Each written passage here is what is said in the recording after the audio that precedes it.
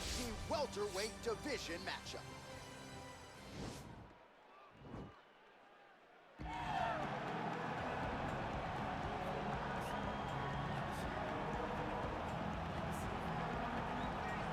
All right, so here he is, one of the better offensive takedown guys we have in the UFC, DC. And if anyone is well equipped to speak to this, it is you. The opponent knows what's coming. At least to this point in the UFC, no one's been able to stop. He just has to keep him away, because the moment this guy gets close enough to either grab a leg or make body contact, now you're in trouble. He has a knowledge and an understanding of position from a lifetime of just all grappling, judo, wrestling, sambo. He does it all, and he has just so many ways to get you to the floor.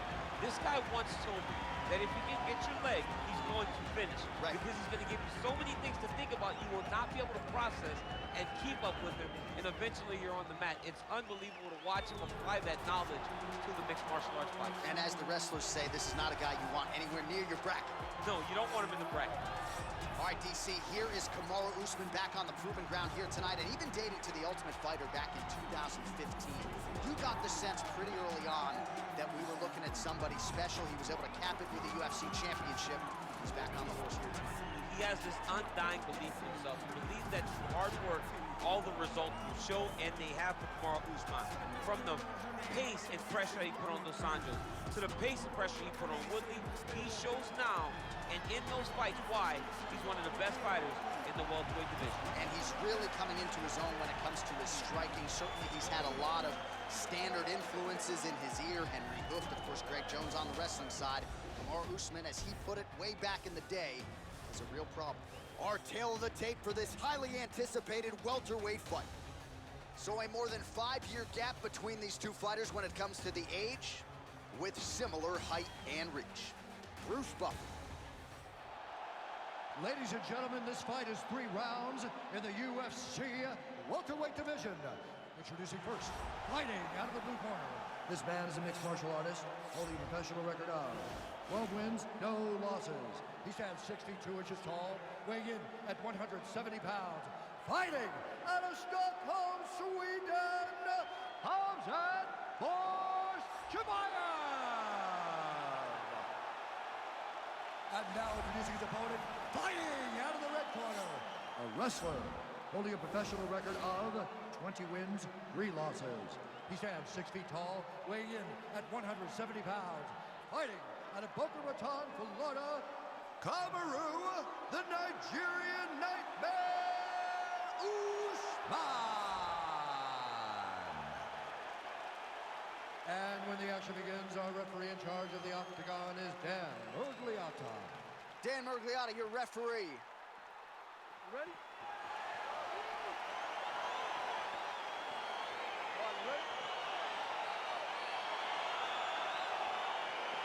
All right, so the fight is now underway. On one side, you have a fighter who does everything well, taking on a true grappler on the other side. Going to be interesting to see how long he can keep it up. I mean, Damian Maia may be the most specialist type of... That's a perfect scramble right there. Beautiful transition. Big punch lands over the top. How's he going to follow this one up? Straight right hand, no good. Oh, now he stuns him beautifully with the left hand. The left hand is so accurate. He's so educated. He's so able to fight from both fighting stances. Oh, beautiful job with the ankle pick to get him down. Now we'll see where he chooses to go from here. Got the ankle pick. Let's see how he advances from this position. All right, he'll engage in a single collar tie. Back and forth we go. Hip tosses him down. Now we'll see if he can advance position. I mean, right into side control. What a big-time takedown. All right, so inside the open guard of his opponent. You gotta be careful playing around for too long here on the ground with this guy.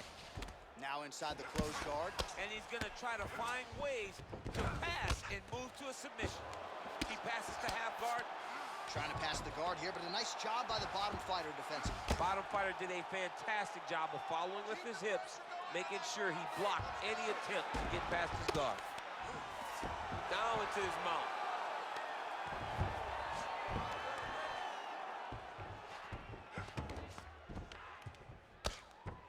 Oh, man, this ground and pound is good. Probably my favorite striking realm in MMA, and he's as good as it gets. The problem is his opponent is not controlling his posture. He's allowing his opponent to get up, and when he does, he creates this space to land these beautiful ground and pound combinations. Looks like he's got a couple hooks in here, DC, and defensively, you better be careful. He's going to start looking to try to attack a rear naked choke, and that's exactly what he's doing. He is doing a really good job of relaxing, not panicking because he's getting choked. His opponent's got double hooks in now under the chin. It's starting to get deep.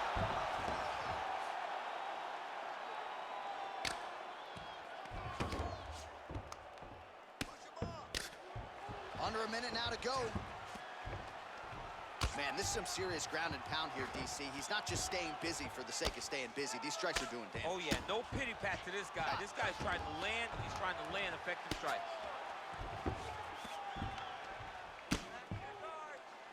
Oh, some big punches raining down here, picking his spots well, and hasn't chosen to engage his opponent on the ground necessarily, posturing up and making these shots count. I mean, why would he when he's having so much success doing it in fighting in this exact same manner that's leading them to be ahead in the fight right now? 5 minutes in the books.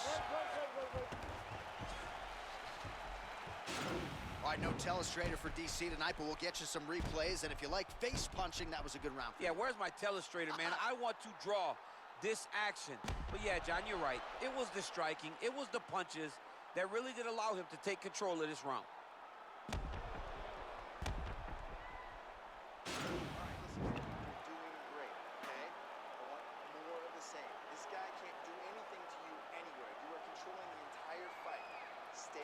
All right, DC, here we go with our next round. It wasn't just the accuracy, it was the aggressiveness, the volume. It was unbelievable to watch him be so active. The cardio, the push, the pace, and the pressure that he fought with. It's going to be very interesting to see if he can maintain this over 15 minutes. The hip toss as he takes him down. Now we'll see what he can do with it. Right into side control.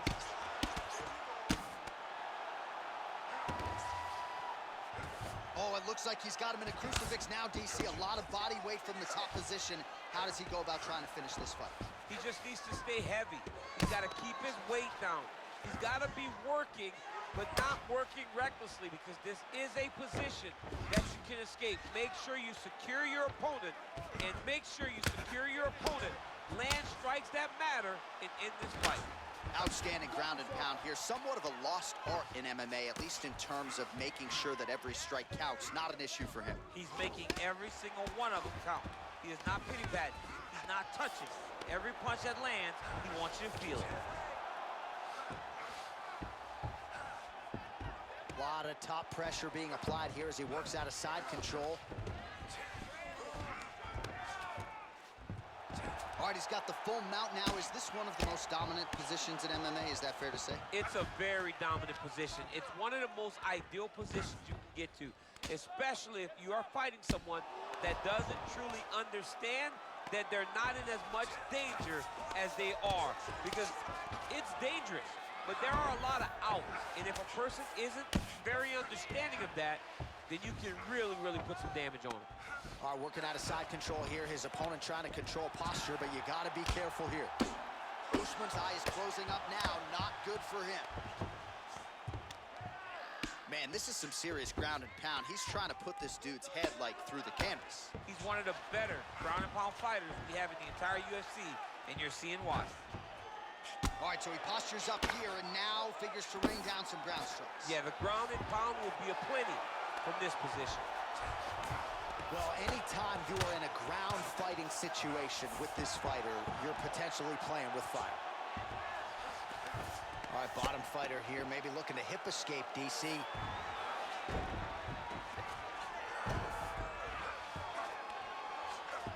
now he has a headlock trying to pin his opponent's back down flat onto the mat. Look from the transition to an arm triangle to try to chase the finish. Watch triangle, watch triangle.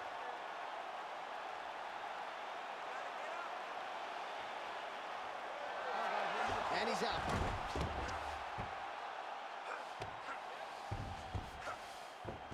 Well, you see all the grappling repetitions here. Just beautiful movement, seamless transitions on the ground. Over and over, these guys are doing things that you see in every jiu-jitsu gym around the country. All right, listen. You lost that last round.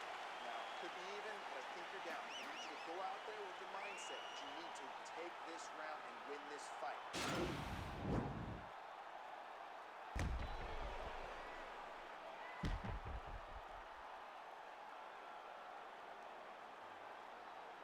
All right, so that's the end of the round. A lot of highlights from which to choose, but his success in that round certainly rooted in his offensive takedown game. And that's what he does, right? He's a grinder. He's the type of guy that wants to get a hold of you, drag you to the floor. It doesn't bother him that much if you get back to your feet. He just wants to continue to make you work the entire time because he understands this type of grind most guys can't keep up with. Well, we wondered earlier why there weren't as many body strikes. He's making up for lost time here. Shot to the body connects, and that bears watching. That's going to hurt this opponent. Stuffs the takedown there when he hip tosses him to the mat. Now we'll see what he can do from here, DC. Right into side control. He's going to try to control him, then find a submission. Right now, it looks like he may be trying to set up an arm triangle choke. He needs to secure the left arm, push it across, and secure it with his head. Watch triangle, watch triangle.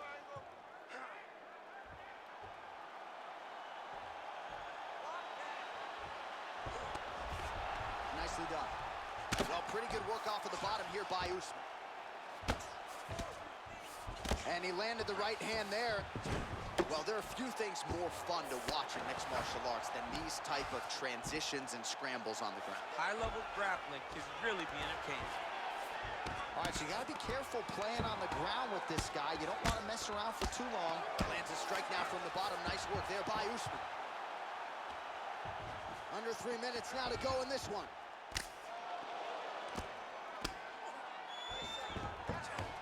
All right, so he's got the body locked down here, DC, or so it appears. This is not a guy you want anywhere near your back.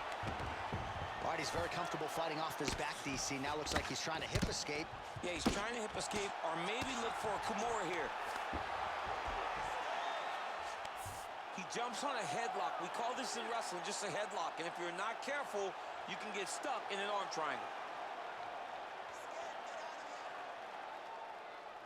Watch triangle, watch triangle.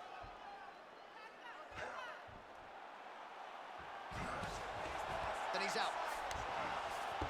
All right, dominant position here. He's got the full mount. A lot of different ways he can go here. Maybe try to find an arm bar or just get the ground and pound. He can attack submissions, but those submissions will present themselves once he is landing that brutal ground and pound he is known for. Because then his opponent will start to get a little bit desperate to get out from under him, which will then in turn leave arms dangling, or he'll turn to his knees and get choked out. All right, so good ground and pound by him here, certainly staying busy, and not just busy, but effective. You can just throw punches to keep the referee off you. This guy is throwing punches to be effective, to throw damaging strikes. He's doing a fantastic job. All right, well, both fighters pretty comfortable on the ground, DC, but you got to be very careful hanging out here for too long if you're his opponent. All right, working inside the closed guard now. Working off of his back here. Looks like he may try to hip escape. Posturing up now. And now the damage is about to start. All right, so the fight goes the distance as we await the judges' scorecards, but certainly a dominant striking effort out of that fighter tonight. John, he used his best weapons in order to carry him to a decision. A very clear decision, in my opinion. A great performance tonight by this young fighter. The official decision is in. It resides with Bruce Buffer. Ladies and gentlemen, after 3 rounds, we go to the judges' scorecards for a decision. All 3 judges scored this contest 30-27. The winner by unanimous decision, Khamzat Chimaev. Well, he did not get the finish that he certainly prioritized when we sat down with him at our fighter meeting, but a win is a win. He gets it done by unanimous decision. And he said he wanted to finish. But sometimes your opponent's not willing to play the game. In those instances, all you can do is control what you can control, and that's fight to the best of your ability. He did exactly that tonight.